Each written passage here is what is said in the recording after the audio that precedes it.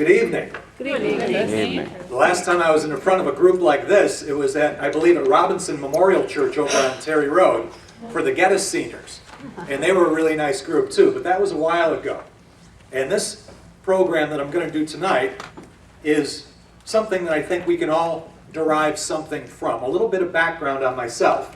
I'm a native, born and raised in Syracuse. And again, I'm a community health educator with MVP Healthcare.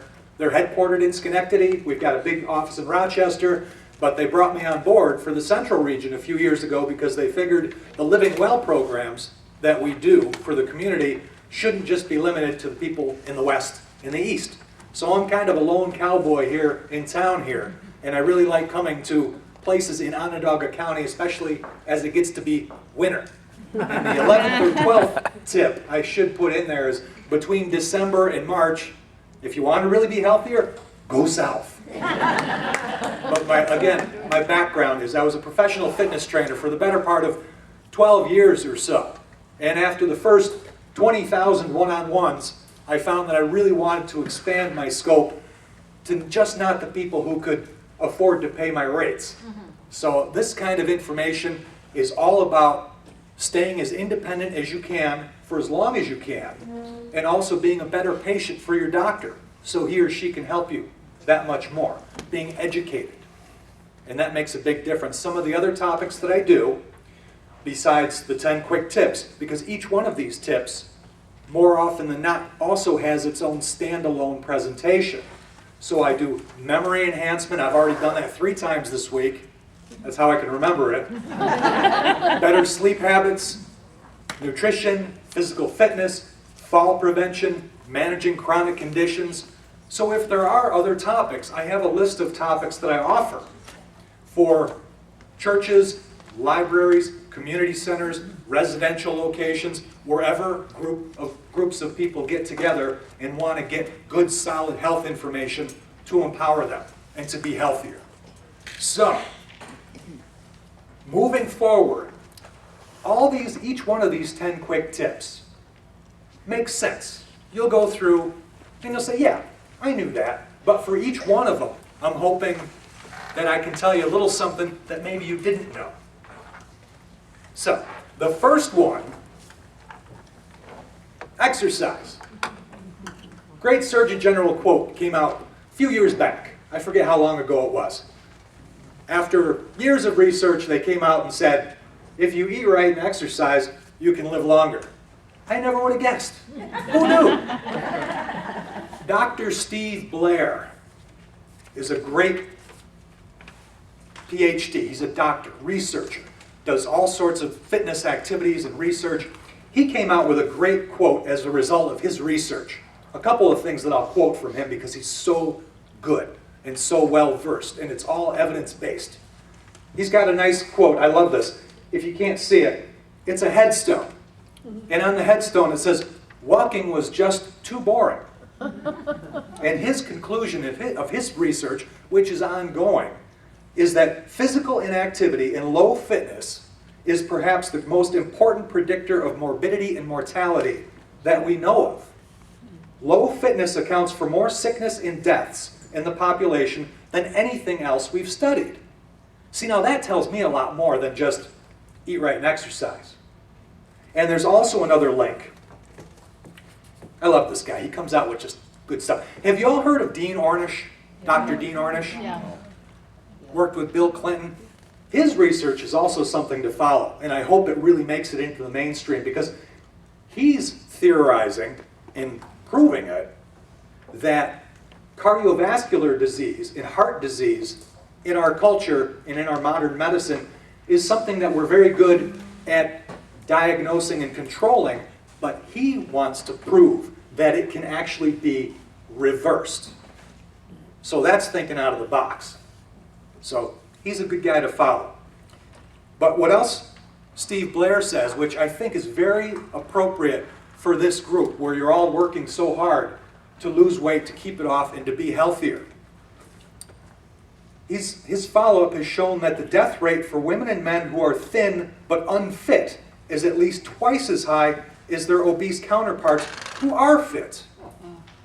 So it's not how much you weigh, it's what you're made of. And I had clients who were heavier people, just by nature. Their BMI was very high, but they were healthy. So it's not just all about the scale. It's, as you probably have heard for all this time, it's a package deal, everything working together. And does anybody know, because we're getting into the cold season and things are going to get slippery, what the #1 form of exercise is for fall prevention? Stretching. What? I'm not hearing it. It's a, Not doing it. it's a form of, it's a martial art. Tai Chi? Tai Chi. Very good. There you go. Very good. I knew somebody would come up with it. There's another saying AARP came up with a few years ago, that sitting is the new smoking. Have you heard that? There's a good study out from the Mayo Clinic that really zeroes in on it. And their quote is that one recent study compared adults who spent less than 2 hours a day in front of the TV or other screen-based entertainment with those who logged more than 4 hours a day of recreational screen time. If you're sitting for more than 4 hours a day, 50% increased risk of death from any cause, and about 125% increased risk of events associated with cardiovascular disease. So get up and move. There's so many commercials on now. If you're watching a half-an-hour show, you can get up 4 or 5 times anyway. So I think that's important. Exercise, again, the guidelines are pretty open. What's nice about it, the 30 minutes a day, you can break it up. 5 minutes here, 5 minutes there, it accumulates. And you've probably all heard about training zone and how high you want to get your heart rate in order to really derive the greatest benefit.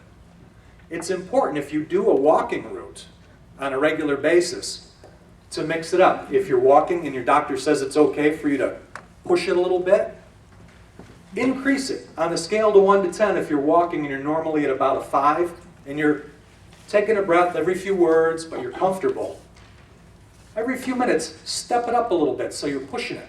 Maybe you're at a 7 or 8, and then slow it back down again. That conditioning, those intervals, the heart rate up, heart rate down, is very good for conditioning. And if your cardiovascular condition improves as a result of that, you can walk faster with the same level of exertion and burn more calories. So always mix it up, because your body gets bored very, very quickly. That's something that was very hard to impress on my clients at times, because they'd get into a mode, a routine. They just walk, same pace, every day, and everything would just stagnate. Anybody know how many steps are in a mile? Very good. I figured you'd all know that. Next tip, remember back in the 80s and the early 90s when fat was bad? And everything went fat-free. And what do you think happened? They took out the fat and put in sugar. And we all got heavier as a result of it. We were all blood sugar maniacs. We'd get insulin, glucose, up and down, up and down. And then they went the other way. And then they said carbs were bad. I remember when I was a trainer, first off, we'd have bagels out for our clients. Oh, there's no fat in those. That's what everybody was saying. Nowadays, I'd have a handful of nuts out, 10 o'clock in the morning. Nuts are like a superfood. So it's important to see that now the trend, and you've probably, I don't know if you've gone online and seen the website, the choosemyplate.gov. Excellent, excellent website. Some of the government websites are outstanding. They've got metabolic calculators, they got everything in there that you need to personalize your plan. Another one that's very good was created by C. Everett Koop, one of the former Surgeon Generals, called shapeup.org. Excellent website.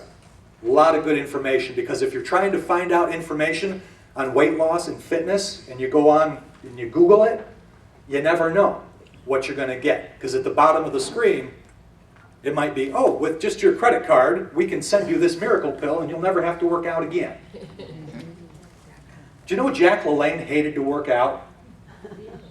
Really? Yeah, he'd be the first one to admit it. He said, I hate to do it, but I love the results. He was a neat guy. And I don't really think he used a lot of those goofy devices. He liked to lift his weights. Anybody know what color they found to be a good appetite suppressant? Blue. Blue. That's true. Very good. People go as far as to put a blue light bulb in their fridge. How many times you go into the kitchen, you're like, I'm hungry, I don't know what I want. You open up and it's like everything's blue. It's like, ugh, I think I'll skip it. Or they'll eat off of little blue plates. Because number one, they're smaller size. And number two, they're blue. And so you tend to eat what's on your plate. That's a cultural thing with Americans. You clean your plate. I grew up with that. In Europe, they don't usually do that. In France and in England, they tend to allow their bodies to tell them when they're full. And the Mediterranean, yes? Did you choose your shirt for tonight? Now we're all full. Now you're all full, right? I like that. I'll have to remember that. One item of nutritional importance that I always like to point out. I've got another book that is an invaluable resource. It's called Eat Right for Life, and I've got a copy of it here if you want to get more information about it. It's by Dr. Ann Culsey, and she's brilliant. It's a great read. Excellent, evidence-based research. And I'm actually doing a series based on this book that'll be ready, hopefully, in 2016. But she has her own ideas about, you've probably heard of trans fat and why it's so dangerous. Because when they made Crisco so popular so that the fat would stay stable at room temperature, it's also stable in our bodies. So, and before we go on to the next segment, we're going to take a little break.